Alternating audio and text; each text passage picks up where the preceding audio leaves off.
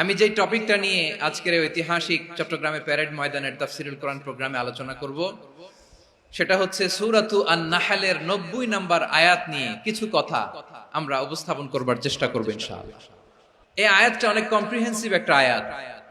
সাইয়েদনা আব্দুল্লাহ ইবনে মাসউদ রাদিয়াল্লাহু তাআলা আনহু উনি বলেছেন ইন্নাহা মিন আজমাই আয়াতিল কোরআন, এটা কোরআনের সবচেয়ে জামে মানে আয়াত।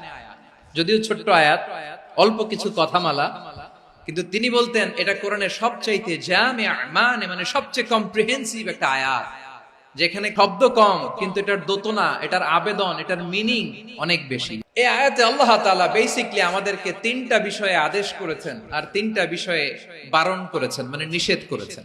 3 do's and 3 don'ts, do's and don'ts, তিনটা আদেশ, তিনটা নিষেধ। এই ছোট্ট একটা আয়াতে গোটা ইসলামী শরিয়ার the gist, the cream of the creams, গোটা ইসলামী শরিয়ার মূল নির্যাসকে আল্লাহ ঢুকিয়ে দিয়েছেন। তিনটা আদেশ আর তিনটা নিষেধ। আসুন আমরা সরাসরি কোরআন থেকে শুনি, সবাই পড়ুন। আউযু বিল্লাহি মিনাশ শাইতানির রাজীম। বিসমিল্লাহির রহমানির রহিম। ইন্নাল্লাহা ইয়া'মুরু বিল আদলি ওয়াল ইহসানি ওয়া ইতা'i যিল কুরবা ওয়া ইয়ানহা আনিল ফাহশাই ওয়াল মুনকারি ওয়াল বাগই ইয়া'ইযুকুম লা'আল্লাকুম তাযাক্কারুন।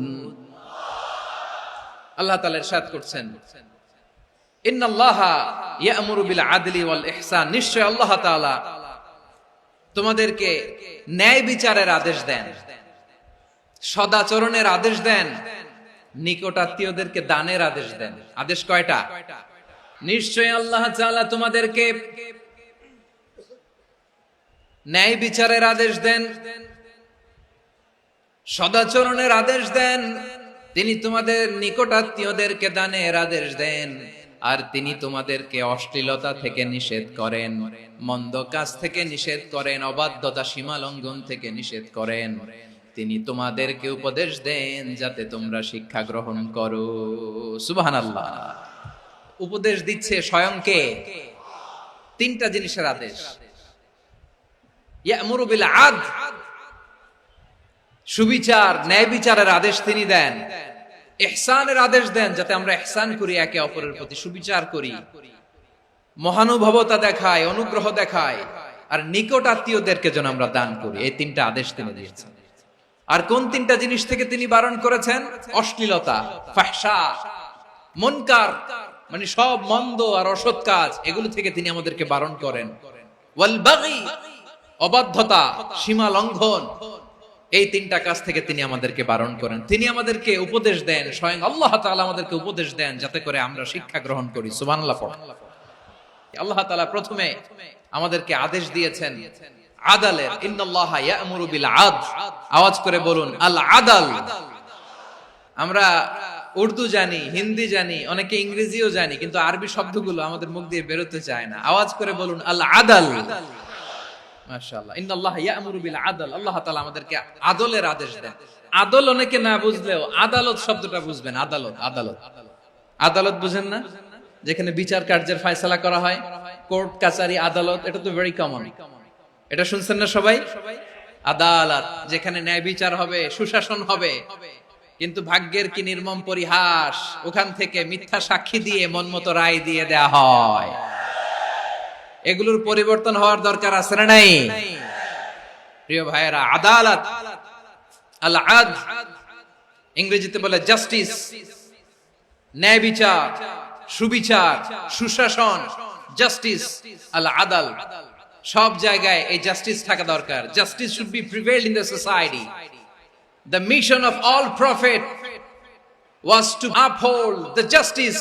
সব নবীর মিশন ছিল এই জাস্টিসকে, আদালকে, সুশাসন আর সুবিচারকে নিশ্চিত করা। পড়েন সুবহানাল্লাহ। And the core message of every divine scripture was to uphold justice. পৃথিবীর সব আসমানি কিতাবের মূল শিক্ষা ছিল এই জাস্টিসকে সমাজে এনশিওর করা, সুবিচার সুশাসনকে এনশিওর করা। তাহলে প্রিয় ভাইরা, আমরা বুঝতে পারলাম আল আদ শব্দের মানে হচ্ছে ইনসাফ বা সুবিচার বা ন্যায় বিচার। এটা হচ্ছে একটা general meaning, very general meaning. আপনি যদি ইন ডেপথ বুঝতে চান, আরো ভেতরে যান, তাহলে আদাল মানে হচ্ছে সমন্বয়, আদাল মানে হচ্ছে ভারসাম্য, ব্যালেন্স। আদাল মানে হচ্ছে মধ্যম পন্থা। সুবহানাল্লাহ পড়েন। কারণ সব সময় সমান সমান হইলেই সুবিচার হয় না। কথা কি বুঝতেছেন? ইসলামের দ্য কনসেপ্ট অফ আদাল, এটা এমন আদাল, এটা সব সময় সমান সমান নয়। যখন সমান সমান দেয়া দরকার, ইসলাম সমান সমান দেয়। যখন ব্যালেন্স করা দরকার, চেক এন্ড ব্যালেন্স, সমন্বয়, ভারসাম্য করা দরকার, তখন ইসলাম ভারসাম্য করে দেয়। এটার নাম আদাল। সুবহানাল্লাহ। সহজ করে আপনাদেরকে বুঝাই। যেমন ধরুন, একটা পরিবারের 3 জন সদস্য, স্বামী, স্ত্রী আর সন্তান। তাদের সকালবেলার ব্রেকফাস্টে, স্বামীর সকালের নাস্তায় স্বামীর 3টা রুটি লাগে, স্ত্রীর 2টা লাগে, আর সন্তানের 1টা রুটি লাগে। এখন আমি যদি সমান সমান করে আদল করতে চাই, সবাইকে যদি 3টা করে রুটি দেই, তাহলে স্বামী বেচারার জন্য ঠিক আছে? কি বলেন? কথা কি বুঝতেছেন না কষ্ট হয়ে যাচ্ছে? যদি সমান সমানের নিয়মে আগাই, তাহলে 3টা করে যদি রুটি দেই, স্বামীর জন্য ওকে, কিন্তু স্ত্রীর জন্য 1টা বেশি হয়ে যায়। আর সন্তানের জন্য কয়টা বেশি হয়? আচ্ছা, এই তো বুঝতেছেন, মাশাআল্লাহ। আচ্ছা, 2টা করে যদি সবাই রে দেই সমান সমান নীতিতে, তাহলে স্ত্রীর জন্য, স্ত্রী বেচারির জন্য ঠিক আছে, কিন্তু স্বামীর কয়টা কম পড়ে? আর সন্তানের বেশি হয়ে যায় কয়টা? আচ্ছা, সমান সমান নীতিতে সবাইকে যদি সকালের নাস্তার জন্য 1টা করে রুটি দেই, সন্তানের জন্য ঠিক আছে, কিন্তু স্ত্রী বেচারির কম পড়ে কয়টা? স্বামীর কম পড়ে কয়টা? 2টা। কথা কি বুঝতেছেন? আর আমি যদি স্বামীকে দেই 3টা, স্ত্রীকে দেই 2টা, আর সন্তানকে দেই 1টা, তাহলে কারো অপচয় হবে না। যার যতটুকু দরকার ঠিক ততটুকুই কাজে লাগবে। চিল্লায় বলেন ঠিক কিনা? এটাই হচ্ছে ইসলামের আদাল, যেখানে যার যতটুকু দরকার তাকে সেখানে ঠিক ততটুকু দিয়ে দেওয়ার নামই হচ্ছে আদাল। চিল্লায় পড়েন আল্লাহু আকবার। রব্বুল আলামিন বলেন, ইউসিকুমুল্লাহু ফি আওলাদিকুম লিযযাকারি মিসলু হাযযিল উনসায়াইন। আল্লাহ তোমাদেরকে ওসিয়ত করেন, তোমাদেরকে আদেশ দেন, উত্তরাধিকার সম্পদ যখন বন্টন হবে, ছেলেরা যতটুকু পাবে, মেয়ে পাবে তার অর্ধেক। সুবহানাল্লাহ বলেন। দেখেন, ছেলে যতদূর, মেয়ে অর্ধেক, ছেলে ডবল পাবে। আপাত দৃষ্টিতে মনে হয় এখানে অবিচার হয়েছে, কিন্তু আসলে কি অবিচার হয়েছে? আপনি বিয়ের ক্ষেত্রে যান, ওইখানে আবার ছেলে মোহরানা দেয়, মেয়ে সেখানে মোহরানা পায়। তাহলে চেক এন্ড ব্যালেন্স, ভারসাম্য, ব্যালেন্স, মধ্যম পন্থা এখানে আছে না নাই? এটাই হচ্ছে ইসলামের আদল। আল্লাহ তাআলা এই আদলের আদেশ দিয়েছেন, সুবিচার, ন্যায় বিচার, সুশাসন এবং ভারসাম্যের আদেশ দিয়েছেন। প্রিয় ভাইরা, একটি শান্তিময় সমাজ, একটা সমৃদ্ধ সমাজ, একটা মানবিক সমাজ যদি আমরা পেতে চাই, এই আয়াতের মধ্যে যতগুলো পয়েন্ট আছে সবগুলোর বাস্তবায়ন লাগবে। এই আয়াতে আল্লাহ তাআলা একটা মানবিক সমাজের রূপরেখা টেনেছেন। তার প্রথম কথা হচ্ছে, ইন্নাল্লাহা ইয়ামুরু বিল আদল। আল্লাহ তাআলা তোমাদেরকে আদলের নির্দেশনা দেয়, সুবিচার, সুশাসনের নির্দেশনা দেয়। যে সমাজে আদল থাকে না, সেই সমাজে জুলুম মানুষের ঘাড়ে চেপে বসে। আদলের বিপরীত হচ্ছে জুলুম। আদলের বিপরীত কি? জুলুম বা জাওর, অত্যাচার, অবিচার, বৈষম্য। এই যে বৈষম্য বিরোধী ছাত্র আন্দোলন কমন পড়ছে? এই যে একজন সমন্বয়ক তো দেখা করলো আমার সাথে। জুলুম মানে হচ্ছে বৈষম্য। বৈষম্যের স্থান ইসলামে নাই, অবিচারের স্থান ইসলামে নাই, জুলুমের স্থান ইসলামে নাই। আল্লাহ তাআলা বলেন যে আমি জুলুমকে নিজের জন্য হারাম করেছি এবং তোমাদের জন্য হারাম করেছি।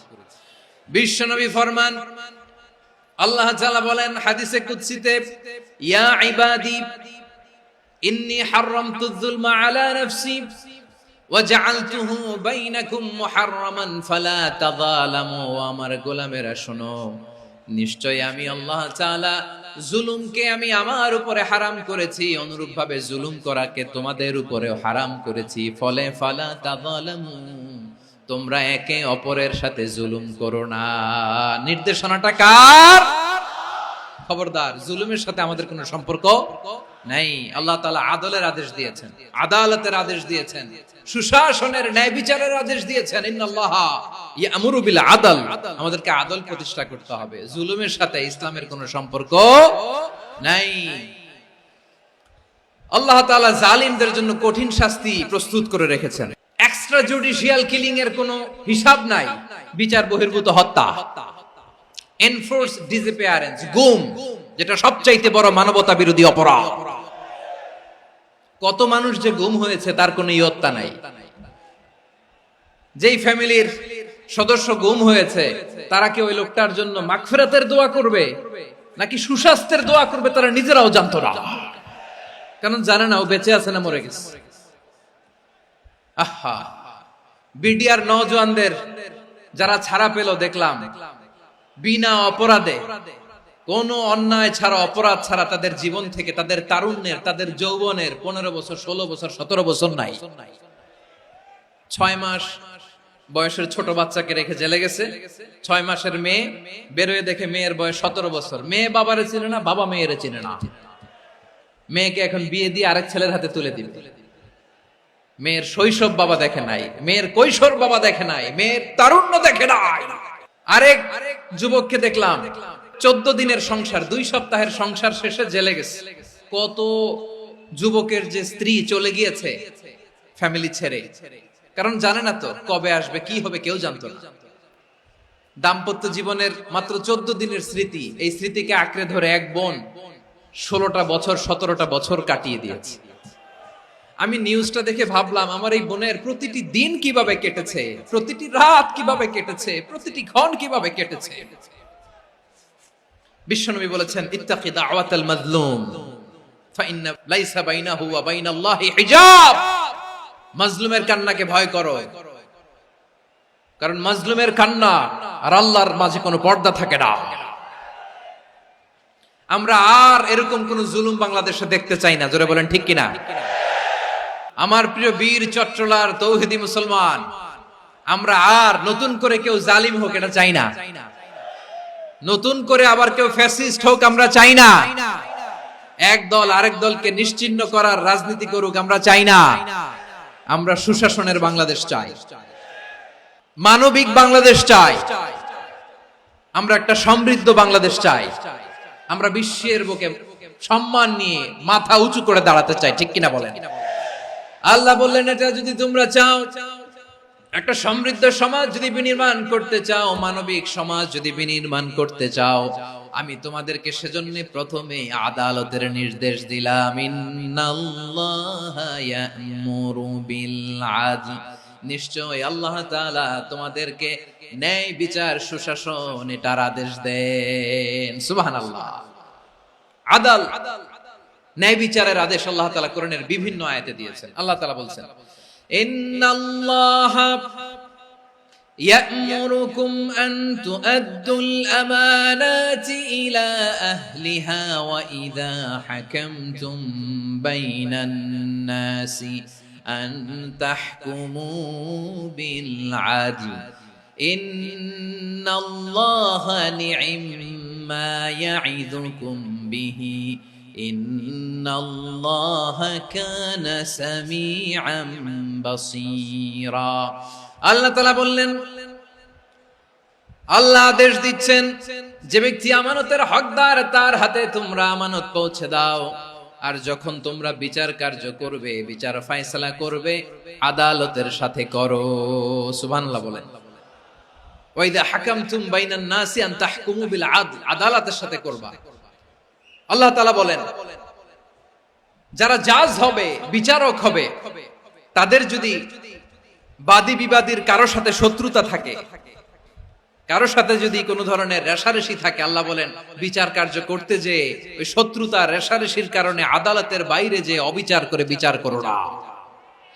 ওয়ালা ইয়াজরিমান্নাকুম শানাআনু কওমিন আলা আল্লা তা'দিলু ই'দিলু হুয়া আকরাবু লিত্তাকওয়া ওয়াত্তাকুল্লাহা ইন্নাল্লাহা খাবীরুম বিমা তা'মালুন। খবরদার কোন জাতির প্রতি, কোন গোষ্ঠীর প্রতি, কোন গোত্রের প্রতি আক্রোশ যেন তোমাদেরকে ন্যায় বিচার থেকে দূরে সরিয়ে না দেয়, বরং আমি আল্লাহর আদেশ হলো ইদিলু, তোমরা আদল করো, ন্যায় বিচার করো, সুবিচার করো, সুশাসন প্রতিষ্ঠা করো। হুয়া আকরাবু লিত্তাকওয়া, এটাই তাকওয়ার সবচেয়ে কাছাকাছি। সুবহানাল্লাহ বলেন। কোরআনের বিভিন্ন আয়াতে আল্লাহ তাআলা স্পেসিফিকলি ধরে ধরে বিচার করার সময় আমরা যেন আদল করি সেটা বলেছেন। কোরআনের কোন কোন জায়গায় আল্লাহ তাআলা এই আল আদল শব্দটা ব্যবহার করেছেন। আবার একই জিনিস ইনসাফ, সুবিচার, সুশাসন, ন্যায় বিচার, ন্যায় পরায়ণতা বুঝাতে আল্লাহ তাআলা কখনো কখনো আল কিসত শব্দটা ব্যবহার করেছেন। আল্লাহ তাআলা বলেন ওয়া ইন হাকামতা ফাহকুম বাইনাহুম বিল কিসতি ইন্নাল্লাহা ইউহিব্বুল মুকসিতিন।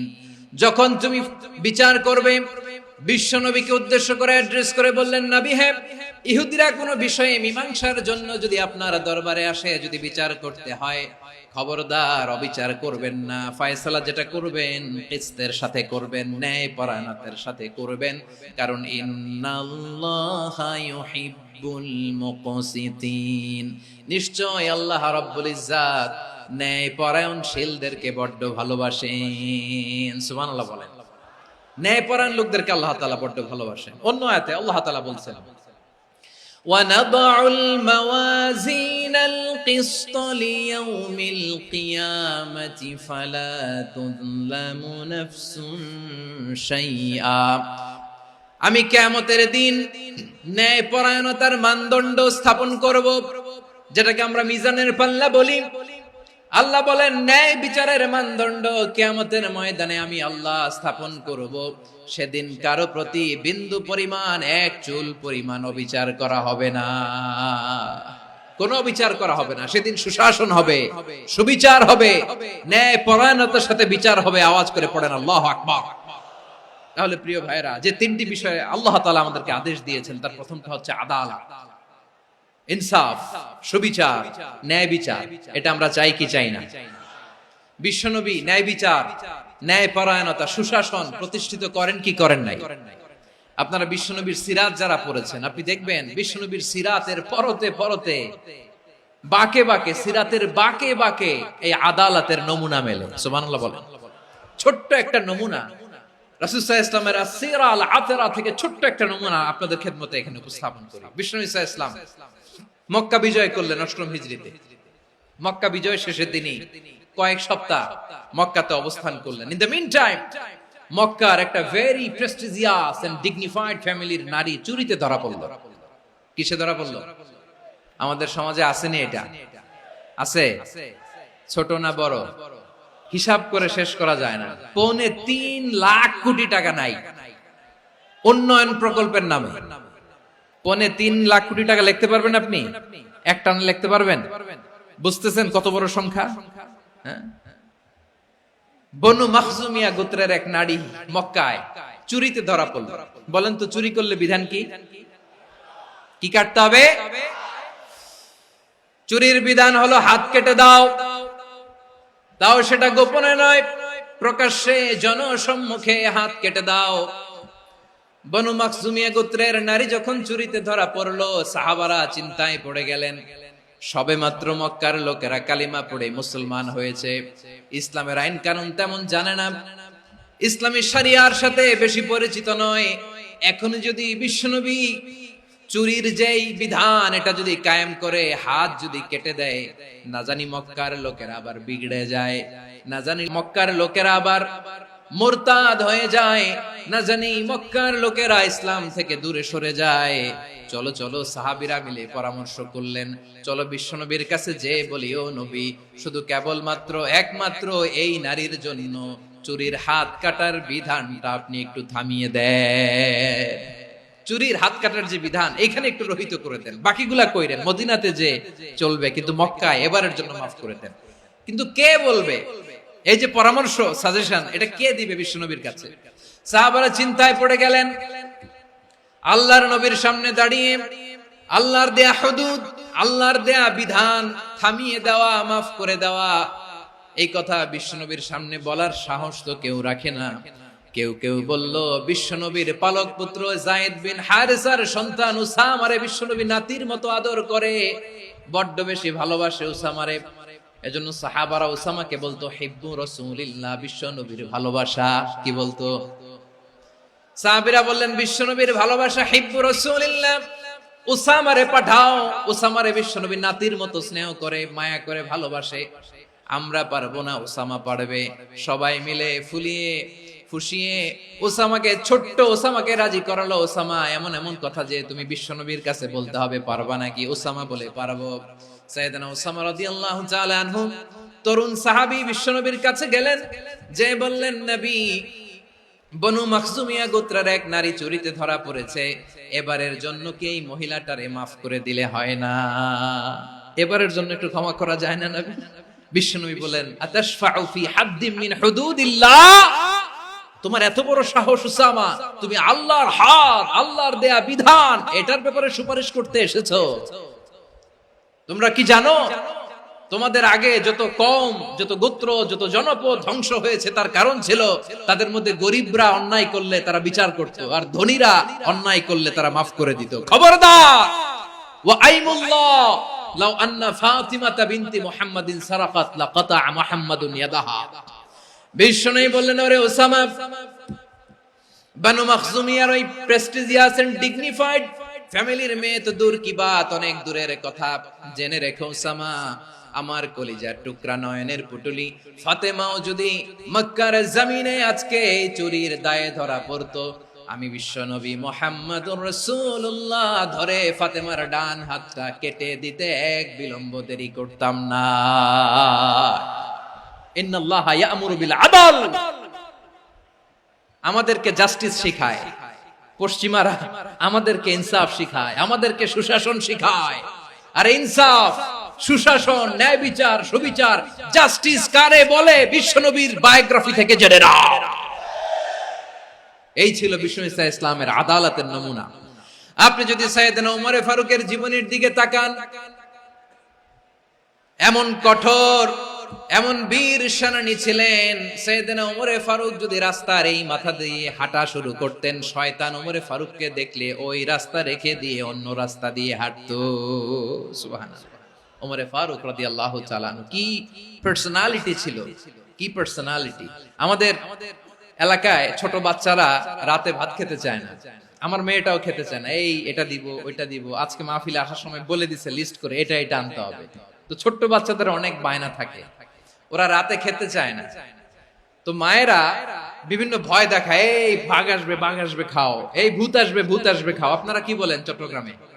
ভূত, ভূত, ভূত আসবে, বাঘ আসবে, খাও খাও খাও, তাড়াতাড়ি খাও। তো বাচ্চারা এগুলো শুনে ভয়ে খেতে শুরু করে। মদিনার জমিনেও একই ঘটনা ঘটতো। মদিনার ছোট্ট ছোট্ট সোনামণিরা খেতে চাইতো না। তো মায়েরা বলতো, হা হুয়া ইয়াতি উমর, হা হুয়া ইয়াতি উমর, ওই যে উমর আসতেছে, উমর। ওমরে ফারুকের কথা শুনলে বাচ্চারা একেবারে ঠান্ডা।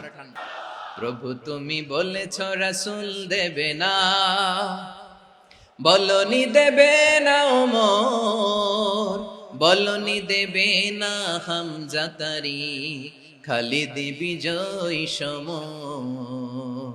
প্রভু তুমি বলেছ রাসূল দেবে না, বলনি দেবে না ওমর, বলনি দেবে না হামজা তারি, খালিদ বিজয় সমর। প্রভু তুমি বলেছ রাসূল দেবে না। আল্লাহু আকবার। ওমর ফারুক রাদিয়াল্লাহু তাআলা আনহু, ওনার কথা শুনলে গায়ের মধ্যে গুজবাম হয়, গায়ের পশমগুলো দাঁড়িয়ে যায়। সুবহানাল্লাহ বলেন। কি পার্সোনালিটি ছিল, কি ব্যক্তিত্ব ছিল! মুনাফিকরা ওমর ফারুককে জমের মতো ভয় পেত। শয়তান, খুদ শয়তান এই রাস্তা দিয়ে আসলে শয়তান অন্য রাস্তা দিয়ে হাঁটতো। ওমর ফারুক রাদিয়াল্লাহু তাআলা আনহুর জীবনে যদি দেখেন, তাহলে সেখানে আপনি আদালতের, ইনসাফের, সুশাসনের, জাস্টিসের নমুনা দেখতে পাবেন। কয়টা শুনবেন? সাইয়েদনা ওমর ফারুক রাদিয়াল্লাহু তাআলা আনহুর সন্তান আব্দুর রহমান মিশরে মদ খেয়ে মদ্যপ অবস্থায় ধরা পড়েছে। মদ খাওয়ার কারণে, মদ যদি কেউ পান করে আর যদি প্রমাণিত হয়, তার বিচার হলো ৮০ বেত। আওয়াজ করে বলেন কয় বেত? বাংলাদেশেও তো এই আইন আছে নাকি? বাংলাদেশে আছে? হ্যাঁ, মদ খাইলে 80 বেত, এই আইন বাংলাদেশে চালু হোক, আমরা চাই কি চাই না? একেবারে সহজ, পানির মতো সহজ হিসাব, একেবারে সহজ। ওমরে ফারুক রাদিয়াল্লাহু তাআলা আনহুর ছেলে ভুল করে মদ পান করে ফেলেছিলেন। আব্দুর রহমান, ঘটনা ঘটেছে মিশরে। মিশরের গভর্নর তখন আমর ইবনে আস রাদিয়াল্লাহু তাআলা আনহু। আব্দুর রহমানের ভাই যে গভর্নরকে বলল, গভর্নর যদি একটু দয়া করেন, খলিফার ছেলে আমার ভাই আব্দুর রহমান মদ্যপ অবস্থায় ধরা পড়েছে, জনসম্মুখে যদি আপনি বেত্রাঘাত করেন আমাদের প্রেস্টিজ থাকে না, যদি 80 বেত আপনি মারেন আমার কোনো কথা নাই, কিন্তু ঘরের ভেতরে মারেন। আব্দুর রহমানের ভাইয়ের সুপারিশ শুনে সাইয়েদনা আমর ইবনে আস রাদিয়াল্লাহু তাআলা আনহু রাজি হয়ে গেলেন। ঘরের ভেতরে লোক চক্ষুর আড়ালে 80 বেত তিনি মানলেন। কিন্তু ঘটনাক্রমে এই কথা লুকিয়ে লুকিয়ে ঘরের ভেতরে 80 বেত মারার কথা সাইয়েদনা ওমর ফারুক মদিনা থেকে জানতে পারলেন। মদিনা থেকে তিনি ফরমান জারি করলেন, এই বিচার যেমনটি আমর ইবনে আস আদায় করেছে এটা প্রকৃতপক্ষে আদায় হয় নাই। আসো সবাই মদিনায় আসো, আমর ইবনে আস মদিনায় আসো, আব্দুর রহমানও আসো, সবাই আসো, জনসম্মুখে এই বিচার কার্যকর করতে হবে।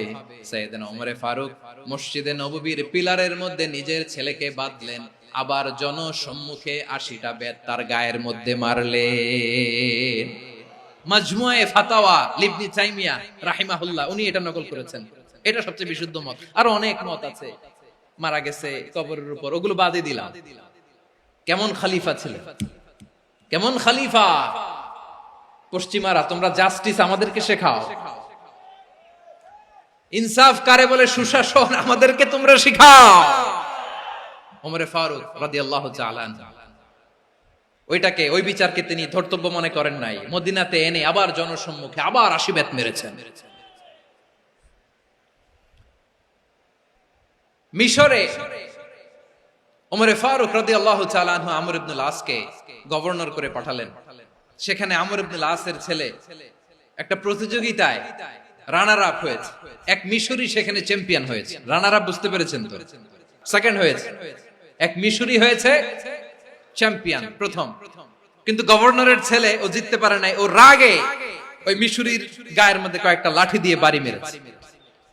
মিশরি যে মদিনাতে ওমর ফারুকের কাছে বিচার দিলেন, আপনার গভর্নরের ছেলে অন্যায়ভাবে আমার গায়ে হাত তুলেছে। সাইয়েদনা ওমর ফারুক আবার ফরমান জারি করলেন, আসো মদিনাতে আসো। মিশরীকে ডাকলেন। ওই মিশরের গভর্নর আমর ইবনে আস রাদিয়াল্লাহু তাআলা আনহুকে ডাকলেন, তার ছেলেকেও ডাকলেন। সবাই বসে রইল। আমর ইবনে আস রাদিয়াল্লাহু তাআলা আনহু মাথা নিচু করে বসে আছেন, লজ্জায় কাচুমাচু। হায় হায়, আজকে আমার ছেলের কারণে আমিরুল মুমিনিন খলিফাতুল মুসলিমিন ওমর ফারুকের কাছে আমি জনসম্মুখে লজ্জিত হচ্ছি। সাইয়েদনা ওমর ফারুক বললেন, এই নাও লাঠি। গভর্নরের ছেলে তোমার মাথার মধ্যে যতগুলো বাড়ি মেরেছে, আজকে জনসম্মুখে তুমি অতগুলা বাড়ি মারো। মিশরি বলে, থাক, আপনি যে ডেকে আনছেন সবার সামনে এটা বলছেন, এতেই আমি খুশি। আল্লাহু আকবার! আপনার মহানুভবতা দেখে আমি খুশি, আর অপমানের দরকার নাই। ওমর ফারুক বলে, না, খবরদার, এই কথা মিশরি তুমি বলো না, মারো, যতগুলা বাড়ি মেরেছে মারো। বাধ্য হয়ে মিশরি আমর ইবনে আসের সামনে ওনার কলিজার টুকরা সন্তানের মাথার মধ্যে বাড়ি মারতে আরম্ভ করলেন। ঠিক যতগুলা বাড়ি গভর্নরের ছেলে আমর ইবনে আসের ছেলে মিশরির গায়ে মেরেছিল, মাথায় মেরেছিল, মিশরি গুনে গুনে ততটা মারলেন। এই দৃশ্য দেখে ওমর ফারুক রেগে মেগে আগুন, রাগের চোটে রাগ সামলাতে না পেরে, আর নিজেকে সামলাতে না পেরে মিশরিরে বললেন, ছেলেরে মারা শেষ হয়ে গেলে এবার বাবার টাক মাথার মধ্যে কয়েকটা বাড়ি মার।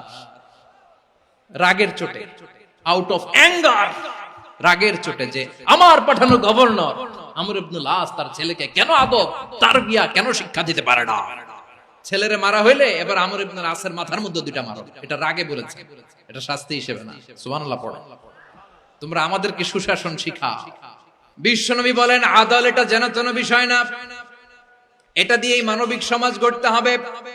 আল্লাহ তাআলা কিয়ামতের কঠিন ময়দানে যেদিন স্বামী স্ত্রীকে চিনবে না, স্ত্রী স্বামীকে দেখে পালিয়ে যাবে, বন্ধু বন্ধুরে চিনবে না, পীর সাহেব মুরিদরে চিনবে না, মুরিদ পীর সাহেবরে চিনবে না, দলের কর্মী তার নেতারে চিনবে না, নেতা তার কর্মীরে চিনবে না, বন্ধু বন্ধুরে দেখে পালাবে। এই কঠিন মুহূর্তে সূর্যটা মাথার কাছে চলে আসবে, জমিনটা তামার জমিন হবে, আজকের জমিনের মতো নয়।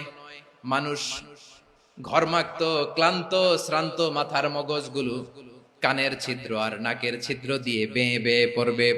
বিশ্বনবী ফরমান, কিয়ামতের ওই কঠিন ময়দানে 7 শ্রেণীর ব্যক্তিকে রব্বুল আলামিন তার আরশের নিচে ছায়া দিবেন। তার মধ্যে প্রথম শ্রেণীর ব্যক্তি হলো ইমামুন আদিল, যে ইনসাফের সাথে বিচার করে, যে জাস্টিস সমাজে সার্ভ করে, যে সুশাসন নিশ্চিত করে, ওই ইমামুন আদিল। আদিল শব্দটা বুঝছেন না? ইন্নাল্লাহা ইয়া'মুরু বিল আদল, পাইছেন? আদিল। 7 শ্রেণীর ব্যক্তিকে আল্লাহ তাআলা সুশীতল আরশের নিচে ছায়া দিবেন, যেদিন তার দেয়া ছায়া ছাড়া কোনো ছায়া থাকবে না। এর প্রথম হচ্ছে ইমামুন আদিল, ন্যায়পরায়ণ শাসক। চিল্লায় বলেন সুবহানাল্লাহ। আবার বিশ্বনবী বললেন, ইন্নাল মুকসিতিনা ইনদাল্লাহি আলা মানাবিরা মিন নূর আন ইয়ামিনির রহমান। কিয়ামতের দিন যারা ন্যায় পরায়ণ হিসেবে আল্লাহর সামনে দাঁড়াবে, কিয়ামতের দিন রব্বুল আলামিন তার আরশের ডান দিকে ওই ন্যায় পরায়ণ লোকদের জন্য আরশের ডান দিকে একটা নূরের মিম্বারে তাদেরকে বসার সুযোগ করে দিবে। আল্লাহর আরশের ডান দিকে ন্যায় পরায়ণ লোকদের জন্য আল্লাহ তাআলা নূরের মিম্বার বানাবে। চারটে কেন কথা মনে করেছেন? আল আদাল, জাস্টিস। ইন্নাল্লাহা ইয়া'মুরু বিল আদল। আল্লাহ তাআলা এই আদালতের নির্দেশনা দেন, সুবিচার, সুশাসন। প্রিয় ভাইয়েরা, এটা আমরা বাংলাদেশে চাই কি চাই না? এই যে অরাজকতা, এই যে অন্যায়, এই যে জুলুম, এই যে ইনকনসিস্টেন্সি, সমাজের অসঙ্গতির প্রধান কারণ জাস্টিস নাই, সুবিচার নাই, সুশাসন নাই। শেষবারের মতো আওয়াজ করে বলেন তো, আমরা বাংলাদেশে আদল চাই কি চাই না? তাহলে প্রথম নির্দেশনা শেষ। আল্লাহ তাআলা তোমাদেরকে আদলের আদেশ দেন। এরপরে আল্লাহ বললেন, আমি তোমাদেরকে ইহসানের আদেশ দেই। ইন্নাল্লাহা ইয়া'মুরু বিল আদলি ওয়াল ইহসান। আমি তোমাদেরকে যেমনি আদলের নির্দেশনা দেই, তেমনি ভাবে তোমাদেরকে ইহসানের নির্দেশনা দেই। ইহসান, আওয়াজ করে সবাই বলেন তো ইহসান। ইহসান মানে কারো প্রতি সফট হার্টেড হওয়া, মহানুভব হওয়া, অনুগ্রহ পরায়ণ হওয়া, অনুগ্রহশীল হওয়া, একে অপরের প্রতি দয়াদ্র হওয়া। একে অপরের প্রতি দয়াদ্র, অনুগ্রহশীল হওয়া ছাড়া মানবিক সমাজ কঠিন কালেও গঠন করা সম্ভব না। প্রিয় ভাইয়েরা, সুন্দর আচরণ দিয়ে, ইহসান দিয়ে যা জয় করা যায়, নরম আচরণ দিয়ে যেটা অর্জন করা যায়, কঠোরতা দিয়ে সেটা পারা যায় না। বিষ্ণু ঈসা ইসলাম ইহসান দিয়ে, কোমল আচরণ দিয়ে, তার অনুগ্রহ দিয়ে তিনি অনেক কাফিরের হৃদয়কে জয় করে ফেলেছেন। সাইয়েদনা সুমামা ইবনে উসাল রাদিয়াল্লাহু তাআলা আনহুর কথা মনে পড়ে যায়। তিনি ছিলেন ইয়ামামার বাদশা। মদিনাতে বিশ্বনবীকে হত্যা করার নিয়তে এসেছিলেন। গোপনে গোপনে বিশ্বনবীকে হত্যা করে আবার ইয়ামামাতে তিনি ফিরে যাবেন। কিন্তু কি অবাক করা কাণ্ড, হত্যা করতে পারে নাই, সাহাবাদের হাতে তিনি ধরা পড়ে গেলেন। সাইয়েদনা সুমামা ইবনে উসাল রাদিয়াল্লাহু তাআলা আনহু হত্যার নিয়তে আসলেন, কিন্তু হত্যা করতে পারলেন না। সাহাবারা ওনাকে ধরে ফেললেন, ধরে মসজিদে নববীর পিলারের মধ্যে বেঁধে রাখলেন।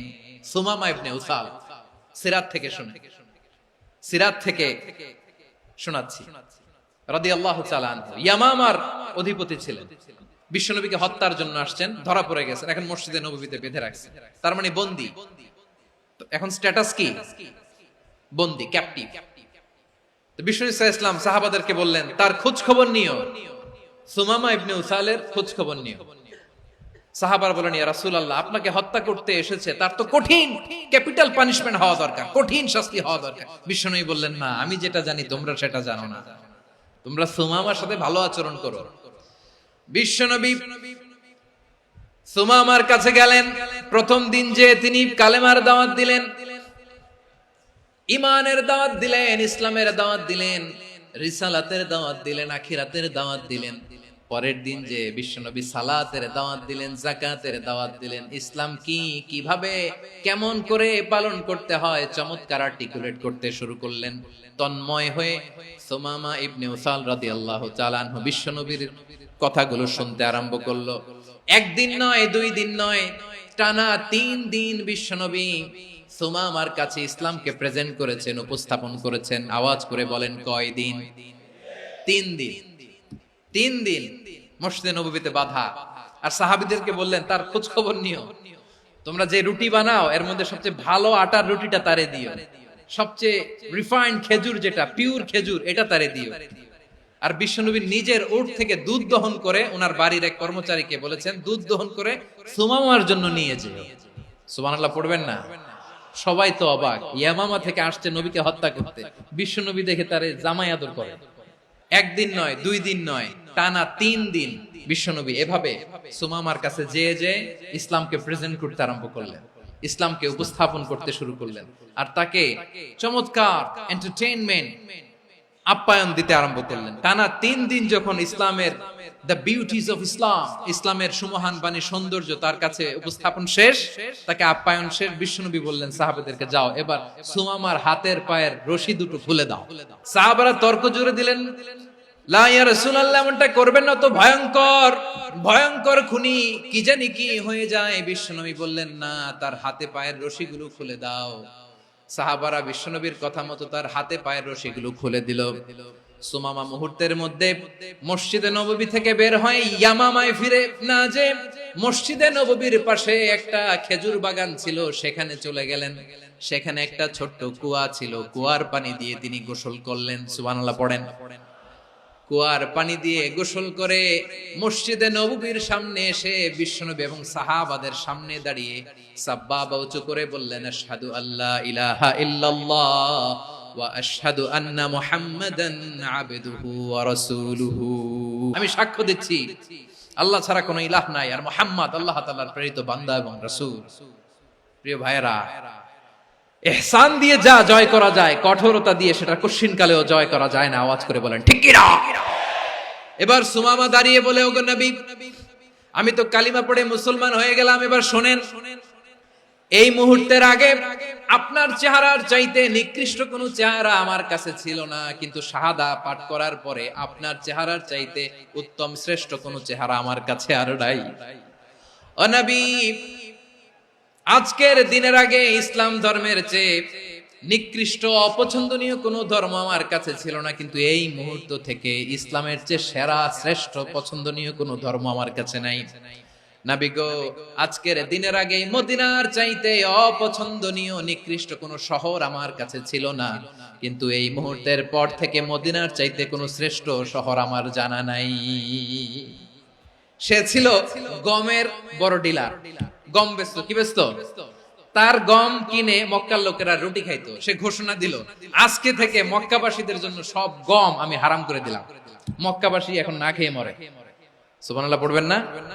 মক্কাবাসী বিশ্বনবীর কাছে আসলেন, এসে বললেন, মুহাম্মদ, আমরা তো তোমার ভাই, তোমার চাচা, তোমার ভাতিজা, তোমার আত্মীয়, তুমি সুমামারে বলো সে যেন আবার গমের সাপ্লাই মক্কার জন্য অনুমতি দিয়ে দেয়। বিশ্বনবীর অনুমতি ক্রমে সুমামা আবার মক্কাতে গম পাঠাতে শুরু করলো। পড়েন সুবহানাল্লাহ। ইহসান, ইহসান দিয়ে আপনি যেটা জয় করতে পারবেন, you can win the heart of your enemies.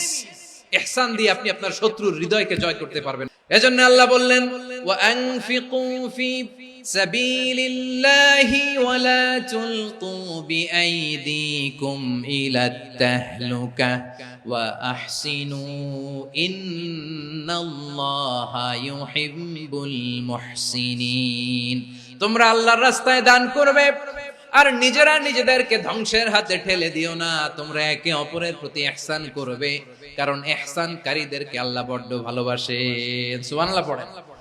আবার সূরা রহমানে আল্লাহ বললেন, হাল জাযাউল ইহসানি ইল্লাল ইহসান ফাবিআইয়ি আলা, সবাই পড়েন, ফাবিআইয়ি আলাই রাব্বিকুমা তুকাযযিবান।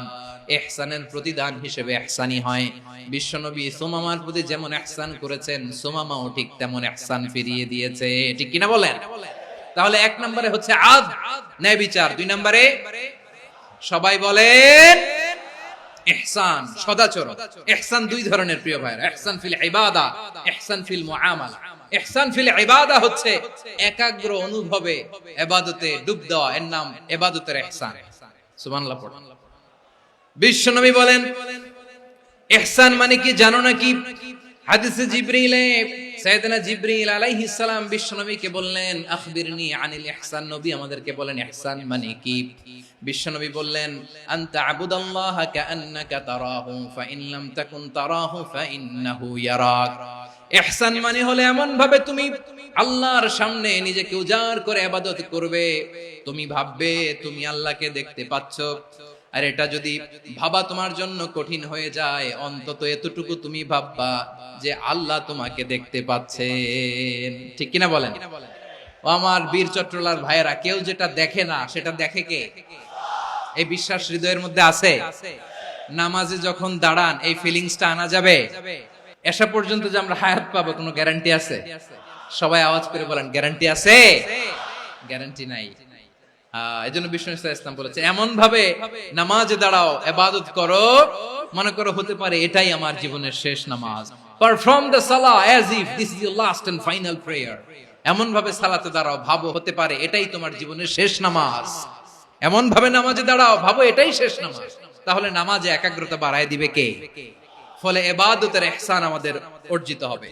আর মুআমালাতে ইহসান হলো, বিশ্বনবী বলেন ইন্নাল্লাহ তাবারাকা ওয়া তাআলা كتب الإحسان على كل شيء فإذا قتلتم فأحسنوا القتلة وإذا ذبحتم فأحسنوا الذبح وليحد أحدكم شفرته وليرح ذبيحته। ইহসান দুই ধরনের, আওয়াজ করে বলতে হবে কয় ধরনের? একটা হচ্ছে ইহসান ফিল ইবাদা, ইবাদতে ইহসান। ইবাদতে ইহসান কি? একাগ্র অনুভব দিয়ে ইবাদত করা, মন প্রাণ দিয়ে ইবাদত করা। আর মুআমালাতে ইহসান কি? সব কাজে, দৈনন্দিন কাজে, কর্মে, সামাজিক অ্যাক্টিভিটিতে কোমলতা প্রদর্শন করা, অনুগ্রহের সাথে সবকিছু করা। আল্লাহ তাআলা ইন্নাল্লাহ তাবারাকা ওয়া তাআলা কাতাবাল ইহসানা আলা কুল্লি শাই, তিনি সবকিছুর ব্যাপারে ইহসানকে আবশ্যক করেছেন। সবকিছু, মুমিনের সব কাজে ইহসানের পরশ থাকবে। ওয়া ইযা কাতালতুম ফাহসিনুল কিতলা, বিষ্ণুই বলেন তুমি যখন কাউকে হত্যা করো ইহসানের সাথে করো। সুবহানাল্লাহ পড়বেন না? যখন হত্যা করো তখনও ইহসানের সাথে। আচ্ছা হত্যা করবো আবার ইহসান আসবে করতে, করে তো মেরেই ফেলবো আমি। আল্লাহ, ও ভাই একজন খুন করেছে, খুনি, রাষ্ট্রীয় আইনে তার শাস্তি হয়েছে ডেথ পেনাল্টি, মৃত্যুদণ্ড। এখন মৃত্যুদণ্ড দেখে আপনি যেমনি মন চায় তেমনি মারবেন লোকটারে? ওর নাক কেটে ফেলতে পারবেন? ওর কান কাটতে পারবেন? ওর চোখ উপড়ে ফেলতে পারবেন আপনি? যেমন মন চায় তার অঙ্গহানি করা যাবে না। ইহসানের সাথে তাকে হত্যা করো। সুবহানাল্লাহ, this is Islam, this is the true essence of Islam. ওয়া ইযা যাবাহতুম ফাহসিনুয যাবহা, যখন জবাই করবে তখনও ইহসানের সাথে জবাই করো। করব জবাই, ওইখানেও নাকি ইহসান। আচ্ছা কুরবানির দিন আমরা পশুগুলোরে কি করি বলেন সবাই আওয়াজ করে? জবাই। জবাই মানে তো এটারে মেরেই ফেলতেছি, একটু পরে তো টুকরো টুকরো করে গোশতগুলো খাবো, এটারে তো খাবো, এটারে তো মেরেই ফেলবে। বিষ্ণু বলে না, জবাইয়ের মধ্যেও মুমিনের জবের ভেতরেও ইহসানের পরশ থাকা চাই। যখন জবাই করবে প্রাণীটাকে হাত পা টাইট করে বেঁধে নাও, ছুরিটাকে শার্পেন করে নাও, ধারালো করে নাও, যাতে অল্প সময়ে জবাইটা হয়ে যায়, প্রাণীটা যাতে কম কষ্ট পায়। সুবহানাল্লাহ পড়েন। দিস ইজ কল্ড ইহসান। আল্লাহ তাআলা যেমনি আদলের আদেশ করেছেন, ন্যায় বিচার, জাস্টিস এনশিওর করতে বলেছেন, সমাজে ইহসানের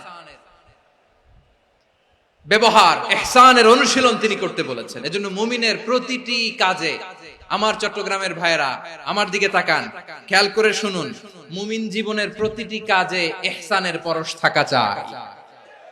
আমরা যেন আমাদের পরিবারের প্রতি ইহসান করি, আমরা যেন আমাদের কর্মচারীদের প্রতি ইহসান করি, আমরা যেন আমাদের কলিগদের প্রতি ইহসান করি, আমরা যেন আমাদের ভাইদের প্রতি ইহসান করি। মুমিন জীবনের প্রতি কাজে ইহসানের পরশ থাকার দরকার আছে না নাই? কথা বুঝতে পেরেছেন? তাহলে আল্লাহ তাআলার তিনটা আদেশ ছিল, কয়টা গেল? প্রথমে কি ছিল? আদল। দুই নম্বরে তিন নম্বরে রব্বুল আলামিন বললেন ওয়া ইতা ইদিল কুরবা, নিকটাত্মীয়দেরকে দান করো। নিকট আত্মীয়দেরকে দাও, যারা তোমাদের ব্লাড কানেকশনের আত্মীয় তাদেরকে তোমরা দাও।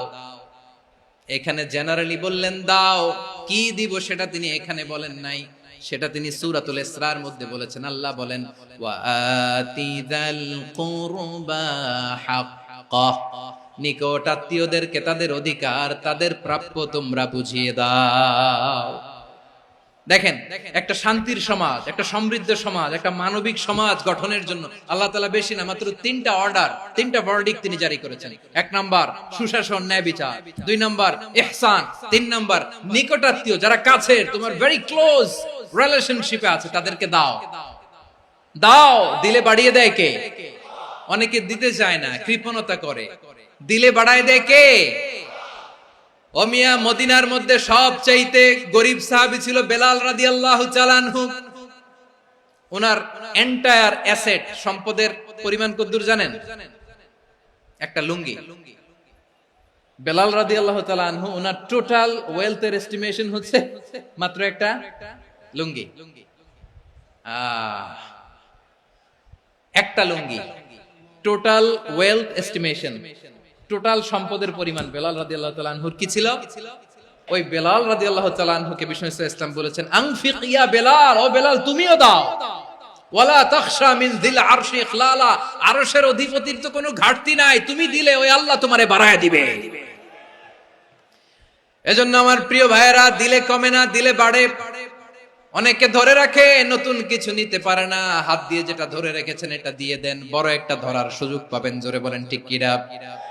রব্বুল আলামিন বললেন তিন নাম্বার আদেশ হলো তোমাদের প্রতি সমাজটারে কেমন করে মানবিক সমাজ, সুন্দর সমাজ গড়বা। তিন নাম্বার আদেশ হলো ওয়া আতিদাল কুরবা হাক্কা, নিকটাত্মীয়দেরকে তাদের প্রাপ্য বুঝিয়ে দাও। এই নিকটাত্মীয়দেরকে তাদের অধিকার বুঝিয়ে দেওয়া, প্রাপ্য বুঝিয়ে দেওয়াতে আমাদের গাফলতি আছে না নাই? অনেকে দেখবেন অনেক আল্লাহওয়ালা, তাহাজ্জুদ গুজার, সেজদা দিতে দিতে কপালে কালো দাগ ফেলে দিছে, সে তার বোনের হকটা আদায় করে নাই। আছে না নাই? অনেক বড় হাজী সাহেব, বিশাল লম্বা দাড়ি, ছেলেরে সব দিয়ে দিছে, মেয়েরে কিছু দেয় নাই, মেয়ের হক আদায় করে নাই। আছে না নাই? এই হাজী সাহেবেরা, এই আল্লাহওয়ালারা কিয়ামতের ময়দানে আটকে যাবে। আপনি অন্যের অধিকার নষ্ট করেছেন, তাদের রাইটস কে ভায়োলেট করেছেন। এজন্য আল্লাহ তাআলা বলেন, কারো অধিকার যদি কেউ নষ্ট করে, ওই সমাজটা মানবিক সমাজ কঠিনকালেও হতে পারে না। এজন্য তিন নম্বর আল্লাহ বললেন ওয়া ইতা ইদিল কুরবা, নিকটাত্মীয়দেরকে দাও। কি দিবা? তাদের অধিকার দিয়ে দাও। বোনের অধিকার বুঝিয়ে দাও, মেয়ের অধিকার বুঝিয়ে দাও, ফুফুর অধিকার বুঝিয়ে দাও। দেখবেন অনেক মায়েরা ছেলের পাতে মুরগির রান দেয়, মেয়ের পাতে দেয় মুরগির ঠ্যাং। তো মেয়ের কি মুরগির রান খেতে মনে চায় না? মনে চায় না? এমনটা করা যাবে না। নিকটাত্মীয়দেরকে অধিকার দিয়ে দাও, নিকটাত্মীয়ের সাথে সুসম্পর্ক রাখো। আদেশটা কার? এজন্য প্রিয় ভাইয়েরা, জীবনে যদি বারাকা অর্জন করতে চান, নিকটাত্মীয়দের সাথে সুসম্পর্ক রাখতে হবে, তাদের জন্য উপহার পাঠাতে হবে। বিশ্বনবী বলেন লা ইয়াদখুলুল জান্নাতা কাতে, যে ব্যক্তি আত্মীয়তার সম্পর্ককে ছিন্ন করে দেয়, সে কঠিন কালেও আল্লাহর জান্নাতে ঢুকবে না। আপনি কি এটারে সহজ হাদিস মনে করছেন? এটা সহজ কথা? আপনি ভাবছেন আপনার নামাজ আপনারে বাঁচাতে পারবে, আপনার রোজা বাঁচাতে পারবে, আপনার তাহাজ্জুদ আপনারে বাঁচাতে পারবে? অধিকার নষ্ট করলে কিছুই আপনারে বাঁচাতে পারবে না। এজন্য নিকট আত্মীয়দেরকে দিতে হবে বেশি বেশি। বিশ্বনবী বলেন ইন্না সাদাকাতা আলাল মিসকিনি সাদাকা ওয়া আলা যির রাহিমি ইসনাতান সাদাকাতুন ওয়া সিলা। মিসকিন রে দান করলে শুধু দানের সওয়াব হয়, নিকট আত্মীয়কে দান করলে দুইটার সওয়াব হয়, সাদাকার সওয়াব হয়, আবার আত্মীয়তার বন্ধন অটুট রাখার সওয়াব হয়ে যায়।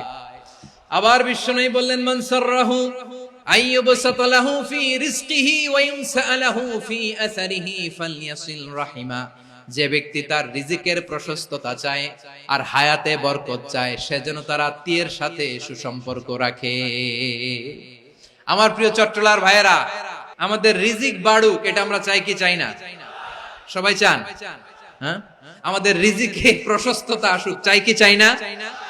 আমাদের হায়াতে বরকত আসুক, আমরা চাই কি চাই না? এই দুইটা যদি চান তাহলে নিকটাত্মীয়দের সাথে সুসম্পর্ক রাখবেন। পারবেন? তাহলে সমাজটারে মানবিক সমাজ বানায় দিবে কে? তিনটা আদেশ চলে গেল। 1 নম্বরে কি ছিল? 2 নম্বরে, 3 নম্বরে নিকটাত্মীয়দেরকে দান। আল্লাহ তাআলা তিনটা জিনিসের যেমনি আদেশ করেছেন, অনুরূপভাবে তিনটা বিষয় তিনি বারণ করেছেন, নিষেধ করেছেন, ওগুলোর কাছেও যাওয়া যাবে। রাব্বুল আলামিন বলেন, ওয়ায়ানহা আনিল ফাহশাই ওয়াল মুনকারি ওয়াল বাগি। আমি যেমনি তিনটি বিষয়ে আদেশ করলাম, অনুরূপভাবে তিনটি বিষয়ে বারণ করলাম, নিষেধ করলাম। আমার 1 নাম্বার নিষেধাজ্ঞা হলো অশ্লীলতার প্রতি। ফাহশা, ওয়ায়ানহা আনিল ফাহশা, আল্লাহ তাআলা অশ্লীলতাকে নিষেধ করেছেন। কোন জিনিসকে? সবাই বলুন, কোন জিনিসকে? যত ধরনের, যত টাইপের, যত ক্যাটাগরির অশ্লীলতা হতে পারে সব অশ্লীলতাকে হারাম করেছেন কে? ফাহশা মানে কি? কথায়, কাজে, আচরণে, কমেন্ট, ফেসবুকের কমেন্টসে যত ধরনের নোংরামো আছে, যত ধরনের অশ্লীলতা আছে, এটাকে আরবিতে বলে ফাহশা। রাব্বুল আলামিন বলেন, কুল ইন্নামা حرم ربي الفواحش ما ظهر منها وما بطن। ও নবী, আপনি বলে দেন, আমার রব প্রকাশ্য, অপ্রকাশ্য, স্পষ্ট কিংবা অস্পষ্ট, দৃশ্যমান কিংবা অদৃশ্যমান সব অশ্লীলতাকে হারাম করেছেন। সব ধরনের অশ্লীলতা হারাম।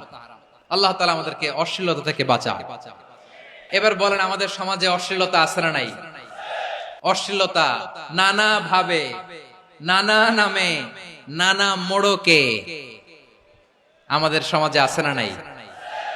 সংস্কৃতির নামে, ফ্যাশনের নামে, বিনোদনের নামে, উপন্যাসের নামে, কনসার্টের নামে অশ্লীলতা আছে না নাই? আপনি দেখেছেন কনসার্ট গুলোর অবস্থা? আমাদের তরুণ তরুণীরা, আমাদের যুবক যুবতীরা, আমাদের জেনজিরা, কি অবস্থা ওইখানে? কনসার্টের নামে অশ্লীলতা আছে না নাই? ছেলে মেয়ে একে অপরকে জড়ায় ধরতেছে, একে অপরকে চুমু খাচ্ছে, প্রকাশ্যে, দিবালোকে, গণমানুষের সামনে। আল্লাহ তাআলা এই অশ্লীলতা থেকে আমাদেরকে বেঁচে থাকতে বলেছেন। রূপালী জগতের নামে অশ্লীলতা আছে না নাই? এই টার্মটা আপনারা জানেন না? রূপালী জগৎ কি জগৎ? আসলে কি রূপালী জগৎ না অন্ধকার জগৎ? আমার বোনেরা, আপনাদেরকে যে কি বলে তারা বুঝায়, রূপালী জগৎ শুনেই আপনি ভরকে যাবেন না। রূপালী জগতে যে নারী যত বেশি উলঙ্গ, সে নাকি তত বেশি সাহসী। জানেন? বলে এটা একটা সাহসী নারী, খুব সাহসী পদক্ষেপ তার। যত বেশি শরীর থেকে কাপড় নামাতে পারবে, যত বেশি বস্ত্রহীন হয়ে নিজেকে প্রেজেন্ট করতে পারবে, সে নাকি তত বেশি সাহসী। আমার চট্টলার ভাইয়েরা, শয়তানের প্রথম এজেন্ডা ছিল বনি আদমকে বস্ত্রহীন করা।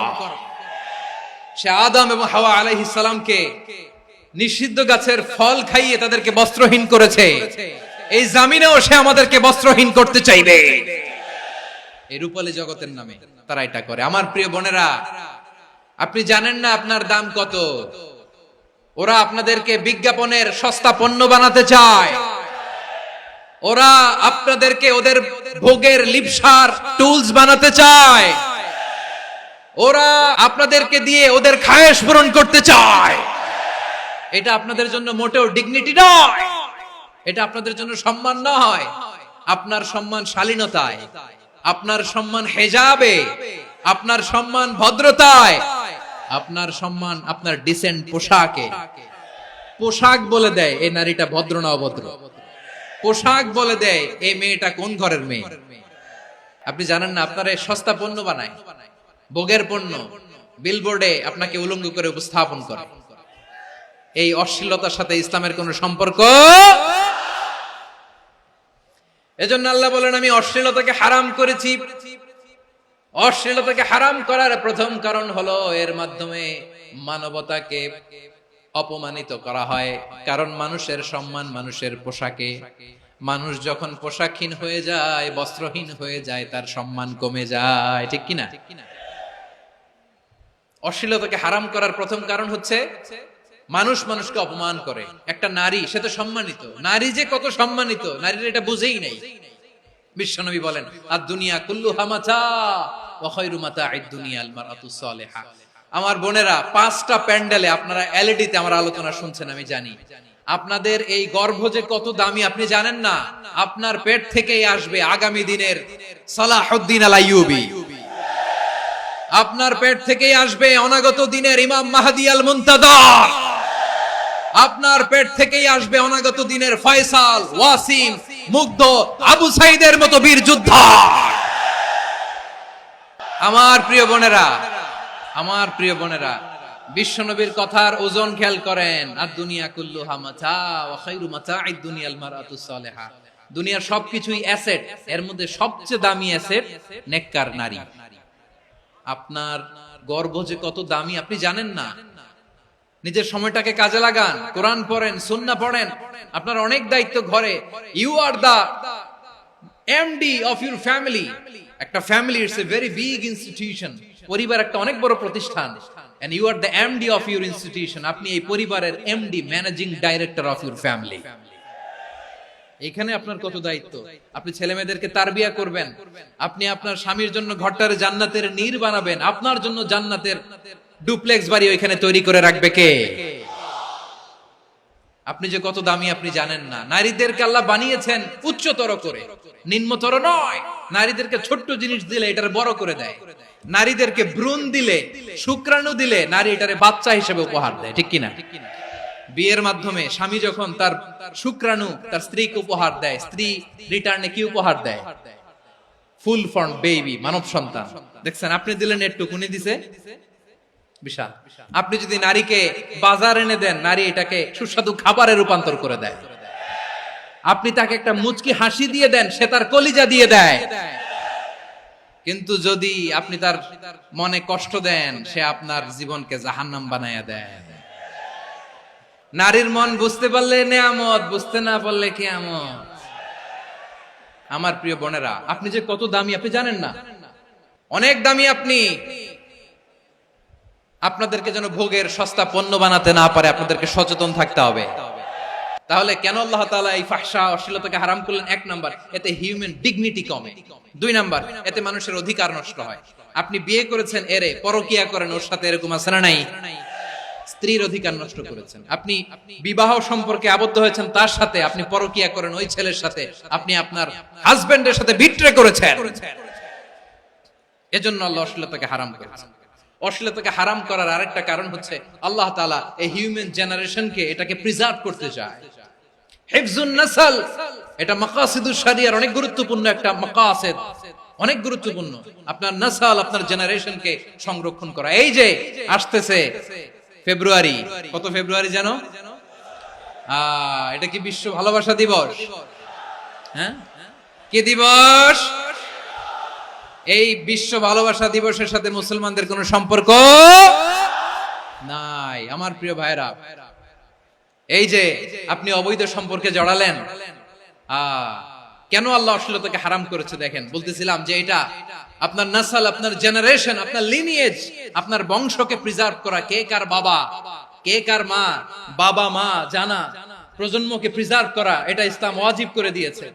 এই যে অবৈধ সম্পর্কের কারণে, বিশ্ব বেহায়া দিবসের কারণে, এগুলোর আউটকাম, আউটপুট হিসেবে মাঝে মাঝে ঢাকা মেডিকেলের ডাস্টবিনে নবজাতকের বাচ্চার কান্নার আওয়াজ শুনতে পাওয়া যায়।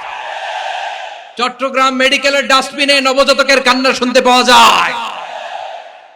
বীর চট্টলার মুসলমানেরা বুঝতে পারলে আওয়াজ করে বলেন, এই যে চট্টগ্রাম মেডিকেলে যে নবজাতকটা পাওয়া গেল, ওর বাবাকে আমাকে বলেন, ওর মাকে, ও কোন ফ্যামিলির সন্তান কেউ জানে? আপনি হিউম্যান ডিগনিটিকে অপমান করেছেন না? আপনি তার ভবিষ্যৎকে অন্ধকার করেছেন না? আপনি তার লিনিয়েজকে প্রশ্নবিদ্ধ করে দিয়েছেন না? এই জন্য আল্লাহ তাআলা অশ্লীলতাকে আমাদের জন্য হারাম করে দিয়েছেন। পড়েন সুবহানাল্লাহ। এই জন্য রাব্বুল আলামিন বলেন, কুল ইন্নামা হারামা রাব্বিয়াল ফাওয়াহিশা মা যাহারা মিনহা ওয়া মা বাতান। প্রকাশ্য অপ্রকাশ্য সব অশ্লীলতাকে হারাম ঘোষণা করে দিয়েছে কে? আবার দুনিয়ার বুকে যারা অশ্লীলতার প্রসার করে তাদের জন্য শাস্তি মজুদ রেখেছে কে? রব্বুল আলামিন বলেন, ইন্নাল্লাযীনা يحبون أن تشيع الفاحشة في الذين آمنوا لهم عذاب أليم في الدنيا والآخرة والله يعلم وأنتم لا تعلمون নিশ্চয়ই যারা বিশ্বাসীদের মাঝে অশ্লীলতার প্রচার প্রসার করতে চায় তাদের জন্য আমি মর্মন্তুদ শাস্তি প্রস্তুত করে রেখেছি, দুনিয়াতেও রেখেছি, আখিরাতেও রেখেছি। ঘোষণাটা কার? যারা এই নাটকের নামে, সিনেমার নামে, রূপালী জগতের নামে, মুভির নামে, ওটিটি প্ল্যাটফর্মের নামে আমার সমাজে অশ্লীলতা ছড়াতে চায় তাদের জন্য কঠিন মর্মন্তুদ শাস্তি মজুদ রেখে দিয়েছে কে? ও আমার বোনেরা, এখনো আপনি জাগবেন না? এখনো আপনার চিন্তার দুয়ারে এখনো নাড়া পড়ে নাই? ওরা আপনাকে উলঙ্গ বানাতে চায়, ওরা আপনাকে আইটেম গার্ল বানাতে চায়। এজন্য ইসলাম অশ্লীলতাকে হারাম করেছে। হারাম। ইসলাম বলেছে যোজন যোজন দূরে থাকো, ওরা বলে না কাছে আসো, কাছে আসার গল্প, ক্লোজ আপ ওয়ান, কাছে আসার গল্প আছে না নাই? তাহলে অশ্লীলতার সাথে আমাদের কোনো সম্পর্ক? সবাই বলতে পারেননি, আওয়াজ করে বলুন, অশ্লীলতার সাথে আমাদের কোনো সম্পর্ক? আমরা এই সমস্ত ক্লোজ আপ ওয়ান, কাছে আসার গল্পের প্রোগ্রামে যাব? আমরা কোন ধরনের অশ্লীল কন্টেন্ট সোশ্যাল মিডিয়ায়, টিভিতে দেখব? কি যুগ যে আমরা কাটাচ্ছি আপনি কল্পনা করতে পারবেন না। পর্ন ইন্ডাস্ট্রি, নারী পুরুষের বস্ত্রহীন যুগল দৃশ্য, এটাকে দিয়ে ওরা কোটি ডলারের ইন্ডাস্ট্রি বানিয়েছে। পুরো মানব ইতিহাসে এরকম জঘন্য সময় মানব ইতিহাস পার করে নাই। পর্ন এটা ইন্ডাস্ট্রি হয়ে গেছে। আমাদের এই যুবকগুলো, জেনজি গুলো, ওদের চরিত্র বাঁচাবে কি করে? কেমন করে হেফাজত করবে ওদের এই মূল্যবান চরিত্র? আমার প্রিয় ভাইরা, এই অশ্লীলতার দ্য লেটেস্ট ভার্সন হচ্ছে LGBTQ, শরীফ থেকে শরীফা। শুনছেন আপনারা? দেখতে পুরুষ, আসলেই পুরুষ, সুস্থ একজন পুরুষ, 4 সন্তানের বাবা, বলে আমি মনে মনে নারী। দেখতে নারী, সুস্থ নারী, আসলেই সে দিব্যি একজন নারী, বলে আমি মনে মনে পুরুষ। সবচেয়ে ভয়ঙ্কর অশ্লীলতার সবচাইতে লেটেস্ট ভার্সন হচ্ছে এই ট্রান্সজেন্ডারিজম। সুস্থ পুরুষ তার বায়োলজিক্যাল গ্রোথকে হরমোন দিয়ে স্টপ করে দিয়ে সে সার্জারি করে নারী হতে চায়। সুস্থ নারী পুরুষ হতে চায়। পুরুষ পুরুষের প্রতি সেক্সুয়ালি আকর্ষণ বোধ করে। এটা লূত আলাইহিস সালামের কওমের মধ্যে ছিল। এটাকে আল্লাহ কোরআনে ফাহিশা বলেছেন। ওয়ালুতান ইয ক্বালা লিকাওমিহি আতাতুনাল ফাহিশাতা মা সাবাকাকুম বিহা মিন আহাদিম মিনাল আলামিন। লূত আলাইহিস সালাম বললেন, তোমরা কি এমন এক অশ্লীল কার্যক্রমে ডুব দিলে নাকি যেটা গোটা বিশ্বের কেউ কখনো করে নাই, তোমরাই প্রথম করেছো। পড়েন নাউযুবিল্লাহ। এই পশ্চিমের এই রোগ আমার দেশে যেন আসতে না পারে, আমাদের সজাগ থাকতে হবে। প্রিয় ভাইরা, চিল্লায় বলেন ঠিক কি না? পশ্চিমের অবস্থা ভয়ঙ্কর। পাশ্চাত্যে আমি যুক্তরাষ্ট্রে ছিলাম অনেকদিন, কয়েক মাস, বিভিন্ন স্টেটে ঘুরেছি। গার্ডিয়ানরা উদ্বিগ্ন, ছেলে মেয়েদেরকে, ছোট্ট ছেলে মেয়ে, ওদেরকে জিজ্ঞেস করে, তুমি how do you feel right now inside yourself? তুমি ভিতরে ভিতরে কেমন ফিল করো? তোমার কি ছেলে ছেলে লাগে না মেয়ে মেয়ে লাগে? আচ্ছা বলেন, এই ছোট্ট বাচ্চাটা ওকে এগুলো জেন্ডার অ্যাসাইনমেন্ট বলতে এগুলো কিছু বুঝে? এইভাবে মিসগাইড করা হচ্ছে। কৌতূহল বশত ছোট্ট ছেলে যদি বলে আমার তো মেয়ে মেয়ে লাগে, তখন বলে যে না তুমি মেয়ে, ছেলে না। মা বাবা বাধা দিলে ওকে আলাদা গভর্নমেন্ট হাউসে নিয়ে যায়। ভয়ঙ্করতম অবস্থা। আমরা একটা সময় শুনতাম যে হুজুর আমার ছেলেটা খুব ভালো, হাফেজে কোরআন, আল্লাহওয়ালা। হুজুর আমার ছেলে দাড়ি রাখছে, আল্লাহওয়ালা। হুজুর আমার ছেলে 5 ওয়াক্ত সালাত জামাতের সাথে পড়ে, তার মানে আল্লাহওয়ালা। পশ্চিমে যে আমি কি শুনছি জানেন? ওরা বলে হুজুর আমার ছেলেটা ইউনিভার্সিটির একটা মেয়ের সাথে প্রেম করে, ও খুব আল্লাহওয়ালা, হুজুর দোয়া করবেন। এর কারণ ওদের কাছে আল্লাহওয়ালার ক্রাইটেরিয়া হচ্ছে হুজুর আমার ছেলেটা আরেক ছেলের পছন্দ করে নাই, আমার মেয়েটা আরেক মেয়েকে ভালোবাসে নাই, এজন্য আমার ছেলেটা আল্লাহওয়ালা, হুজুর ওর জন্য একটু দোয়া করে দিয়েন। কি চ্যালেঞ্জ ওরা ফেস করতেছে। ওনার ছেলে যে আরেক ছেলেরে বিয়ে করবে না, এটাতেই উনি খুশি যে আলহামদুলিল্লাহ আমার ছেলেটা একটা মেয়েরে ভালোবাসে, আমার মেয়েটা একটা ছেলেরে ভালোবাসে, মানে এটা খুব আল্লাহওয়ালা। নাউজুবিল্লাহ পড়তে পারলেন না? এজন্য অশ্লীলতার সাথে আমাদের কোনো সম্পর্ক। রাব্বুল আলামিন বলেন ওয়ায়ানহা আনিল ফাহশাই ওয়াল মুনকারি ওয়াল বাগি, তিনটা জিনিসকে আমি নিষিদ্ধ করলাম। এক নাম্বার হলো ফাহশা, অশ্লীলতা। দুই নম্বরে হলো মুনকারের সমস্ত মন্দ কাজ। মুনকার মানে হচ্ছে যত মন্দ কাজ, খারাপ কাজ, বাজে কাজ, এটার বলে মুনকার। এটার কি বলে? আপনারা পড়ছেন না, তা'মুরুনা বিল মা'রুফি ওয়া তানহাউনা আনিল মুনকার। সৎ কাজের আদেশ, অসৎ কাজের নিষেধ। মুনকার, মুনকার হচ্ছে মানুষের স্বাভাবিক বিবেকবোধ যেটাকে খারাপ বলে, ওইটাই মুনকার। পৃথিবীর সব আসমানি গ্রন্থ যেটাকে খারাপ বলেছে, মানুষের স্বাভাবিক বিবেকবোধ যেটাকে খারাপ বলেছে, এগুলো সব মুনকার। যেমন ইফতিজিং, এটা কি ভালো না খারাপ? মজুদদারি, খাদ্যে ভেজাল দেওয়া, ওজনে কম দেওয়া, মাছে ফরমালিন মিশানো, চাঁদাবাজি, টেন্ডারবাজি, দখলবাজি, এগুলো আমাদের স্বাভাবিক বিবেকেই বলে এগুলো খারাপ, এগুলো হচ্ছে মুনকার। আল্লাহ তাআলা এই মুনকার থেকে আমাদেরকে বেঁচে থাকতে বলেন, আর শয়তান এই মুনকারের প্রতি আমাদেরকে উদ্বুদ্ধ করে।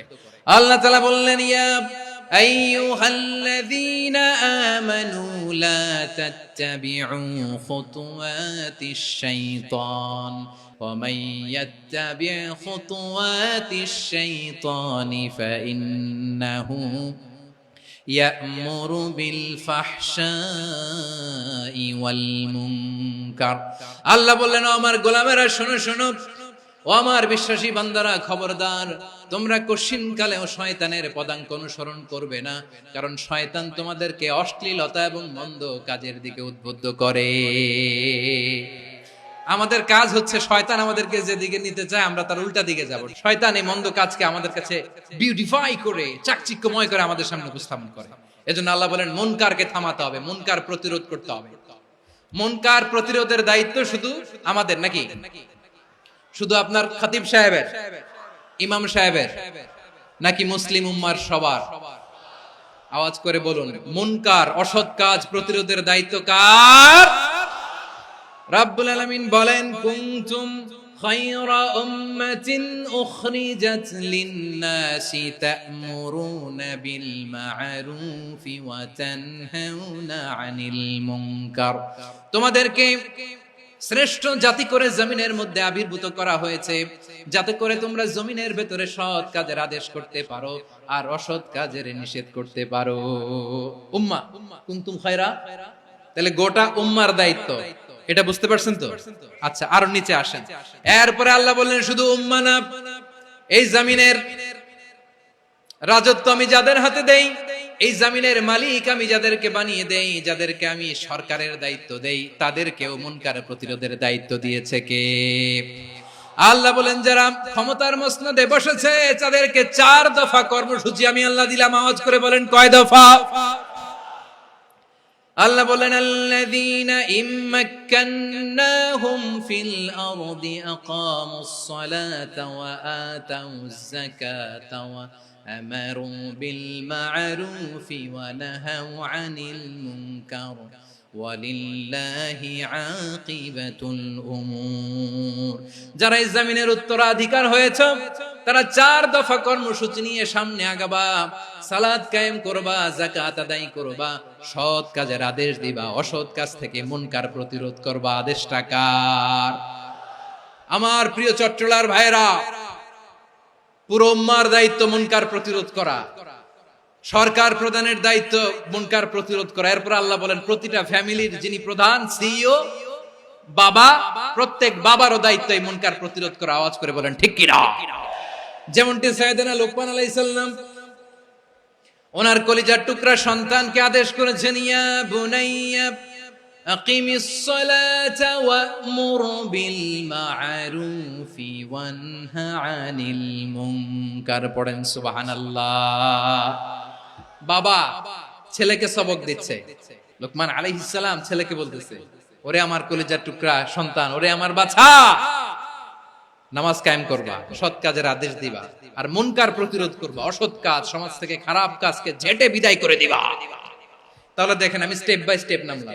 পুরা উম্মার দায়িত্ব, জমিনের উত্তরাধিকারী আল্লাহ যাদেরকে বানিয়েছেন সরকার, তাদের দায়িত্ব, প্রতিটি ফ্যামিলির প্রধানের দায়িত্ব, এরপরে বিশ্বনবী বলেন সচেতন প্রতিটি মুসলিমের দায়িত্ব সমাজ থেকে মুনকারকে উৎখাত করা। বিশ্বনবী বলেছেন মান রাআ মিনকুম মুনকারান ফালিয়ুগাইয়িরহু বিয়াদিহি ফাইন লাম ইয়াস্তাতি ফাবিলিসানিহি ওয়া ইন লাম ইয়াস্তাতি ফাবিকলবিহি ওয়া যালিকা আযআফুল ঈমান। সমাজে যে মুনকার দেখবে, খারাপ কাজ দেখবে, সেজন্য হাত দিয়ে সেটাকে থামায়। আমার প্রিয় ভাইরা, না থামালে আমরাই ডুববো শেষমেশ। আমাদের বাঁচার জন্য হলেও থামাইতে হবে। রব্বুল আলামিন বলেন ওয়াত্তাকু ফিতনাতাল লা তুসিবান্নাল্লাযীনা যালামু মিনকুম খাসসা। ও আমার গোলামেরা, ওই আযাবকে ভয় করো যে আযাব যখন আমি জমিনের বুকে পাঠাই শুধু জালেমদেরকেই মারি না, আলেমদেরকেও মারি। আযাব যখন আসে তখন শুধু জালিমই মরে না, আলেমও মরে। জানেন মুসা আলাইহিস সালামের পায়ে একবার লাল পিঁপড়া, তো উনি রেগে মেগে পাশি দেখে লাল পিঁপড়ার বাসা, পা দিয়ে ডলে মুছে সবগুলো পিঁপড়া মেরে ফেলছে। এই ঘটনাটা আল্লাহ ঘটিয়েছেন এজন্য মুসা আলাইহিস সালাম ছিলেন কালিমুল্লাহ, সরাসরি আল্লাহর সাথে কথা বলতেন। তিনি আল্লাহকে জিজ্ঞেস করেছিলেন, আল্লাহ তুমি যখন কোন জনপদে আযাব পাঠাও, শাস্তি দাও, ওখানকার শুধু জালেমরাই তো মরে না, ভালো মানুষগুলাও মরে, তো আযাব দিবা মুশরিকদের উপর দিবা, অবাধ্যদের উপর দিবা, ভালো মানুষগুলোরে মারো কেন? আল্লাহ বললেন মুসা তোমার যে কামড় দিছিল পায়ের মধ্যে পিঁপড়া, কয়টা পিঁপড়া? একটা পিঁপড়া, তো সবগুলারে মারলা কেন? রেগে মেগে পুরো পিঁপড়ার বাসা ভেঙে মেসাকার করলা কেন? আমি যখন অ্যাকশনে যাই, আমি যখন শাস্তি দেই, তখন এত বাস বিচার করা হয় না, বাস বিচার করা যায় না। যখন অ্যাকশনে যাওয়া হয় ওইটা ডাইরেক্ট অ্যাকশন হয়ে যায়। চিল্লায় বলো ঠিক কিনা?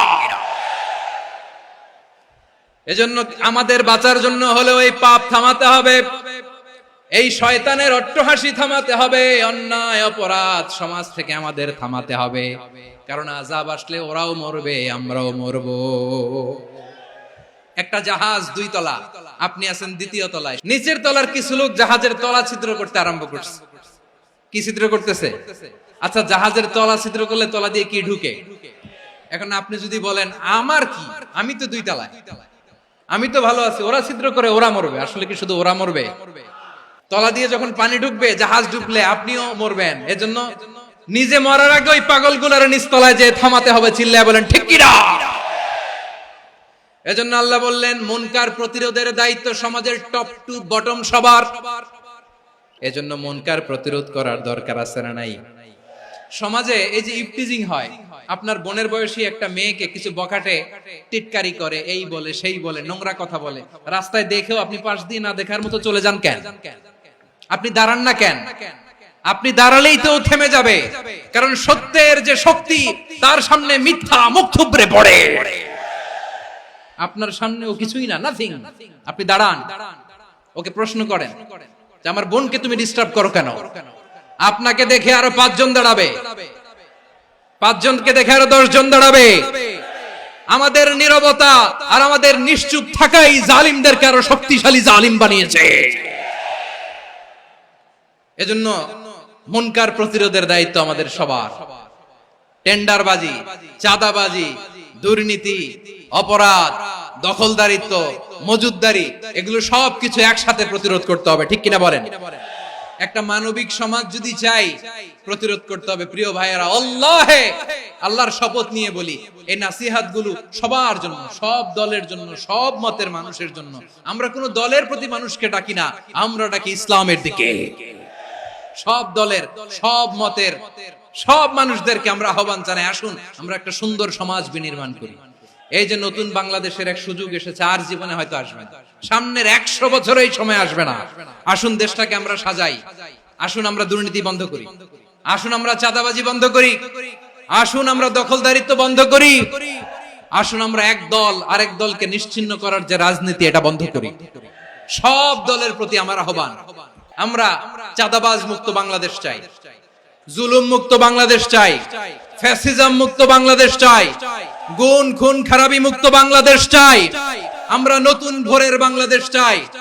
ওই বাংলাদেশ পাওয়ার জন্য মুনকার প্রতিরোধে, অন্যায় প্রতিরোধে যদি বাঘের বাচ্চার মতো, আবু সাইদের মতো দুই হাত উঁচু করে বুককে টান টান করে প্রসারিত করে দাঁড়াতে হয়, রাজি আছো মুসলমান?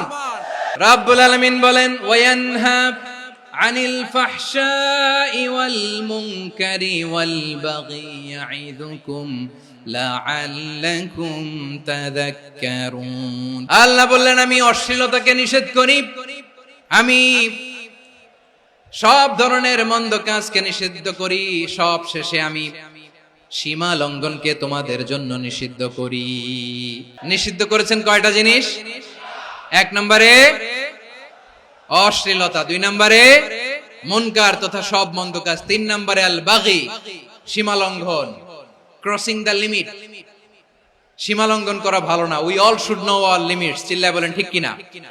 একই আয়াতে আল্লাহ বললেন কুল ইন্নামা حرم ربي الفواحش ما ظهر منها وما بطن والإثم والبغي بغير الحق। অন্যায় ভাবে যে অবাধ্য হয়, যে সীমা লঙ্ঘন করে, তাদেরকেও আমি এটা হারাম করে দিলাম। সীমা লঙ্ঘন করা হারাম। আল্লাহ বারবার বারবার আমাদেরকে ওয়ার্নিং দেয়। যখন আমরা থামি না তখন আল্লাহ ধরে, আর যখন ধরে তখন ছাড়ে না। ধরে ধরে ধরে না, ধরলে আল্লাহ ফেরাউনকে কিন্তু হুট করে ধরে নাই, আপনারা জানেন 9 বার ওয়ার্নিং দিয়েছে। ফেরাউনকে আল্লাহ তাআলা ওয়ার্নিং দিয়েছিল কয়বার? রাব্বুল আলামিন বলেন ওয়ালাকাদ আতাইনা মূসা 9 আয়াতিন বাইয়িনাত। 9টা মুআজিজা দেখিয়েছি, 1 2 3 বারবার এইভাবে রিমাইন্ডার, ওইভাবে রিমাইন্ডার, এইভাবে নসিহত, ওইভাবে দাওয়া। ফাকুলা লাহু কাওলান লাইয়িনা, নরম করে বলো, সফট করে বলো, যত ওয়ে হতে পারে দাওয়া মেথডোলজি। মুসা আলাইহিস সালামের সব অ্যাপ্লাই শেষ, 10ম বারে যে আল্লাহ ধরছে। 10ম বারে যে ধরেছে।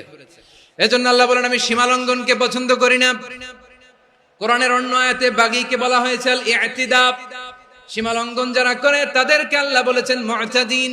ওয়াকাতিলু ফি সাবিলিল্লাহিল্লাযীনা ইউকাতিলুনাকুম ওয়ালা তা'তাদু ইন্নাল্লাহা লা ইউহিব্বুল মুতাদিন। আমি সীমা লঙ্ঘনকারীদেরকে কোশ্চিনকালেও পছন্দ করি না। আমরা যেন সীমা লঙ্ঘন না করি, রাজি আছেন তো? যে কোনো ক্ষেত্রে ইবাদতে যেন সীমা লঙ্ঘন না করি। অনেকে আমরা ইবাদতে সীমা লঙ্ঘন করে ফেলি। বিশ্বনবী সাল্লাল্লাহু আলাইহি ওয়াসাল্লাম যেটা শিখিয়েছেন এর বাইরে যে অতিরিক্ত বুজুর্গ হতে চায়, এরকম আছে না নাই? কোন ক্ষেত্রেই সীমা লঙ্ঘন করা যাবে, এমনকি যুদ্ধ ক্ষেত্রেও না। বিশ্বনবী সাল্লাল্লাহু আলাইহি ওয়াসাল্লাম বলেন খবরদার যুদ্ধ ক্ষেত্রেও সীমা লঙ্ঘন করো না।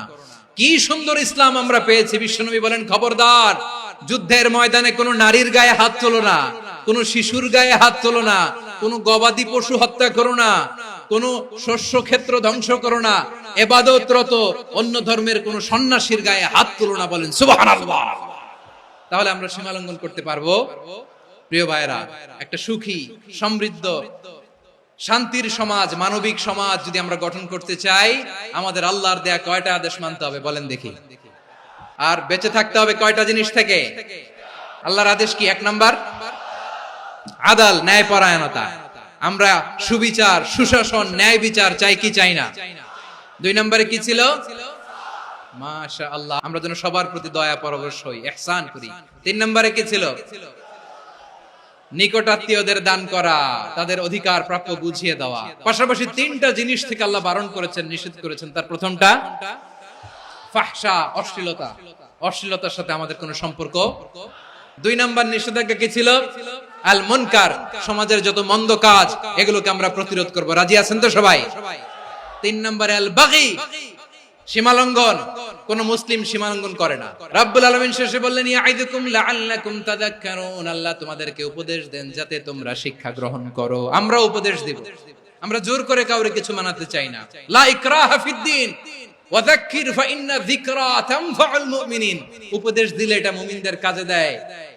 লাস্তা আলাইহিম বিমুসাইতির ইন্নামা আনতা মুযাক্কির। নবী হে, আপনি রিমাইন্ডার দাতা, আপনি উপদেশ দিবেন। আমরাও বিশ্বনবীর এই হাদিসগুলো থেকে, কোরআনের আয়াত থেকে রিমাইন্ডার, এই কথামালা বাণী বাহক হিসেবে এই বাণীগুলো আপনাদের সাথে কাছে পৌঁছে দিলাম। আমরা আল্লাহ তাআলার কাছে প্রার্থনা করি, আল্লাহ আমরা যেন আদল দিয়ে আমাদের সমাজকে গঠন করতে পারি। আল্লাহ আমরা যেন ইহসান করতে পারি, আমরা যেন নিকটাত্মীয়দের দান করতে পারি। আল্লাহ যত ধরনের অশ্লীলতা, অনাচার, মন্দ কাজ, সীমালঙ্ঘন, অবাধ্যতা থেকে যেন আমরা বেঁচে থাকতে পারি। আল্লাহ তাআলা আমাদের সবাইকে কথাগুলো বোঝার ও আমল করার তৌফিক দান করুক। হাযা মা ইনদি ওয়াল ইলমু ইনদাল্লাহ আলাইহি তাওয়াক্কালতু ওয়া ইলাইহি উনীব। সুবহানাকাল্লাহুম্মা বিহামদিকা আশহাদু আল্লা ইলাহা ইল্লা আনতা আস্তাগফিরুকা ওয়া আতুবু ইলাইক।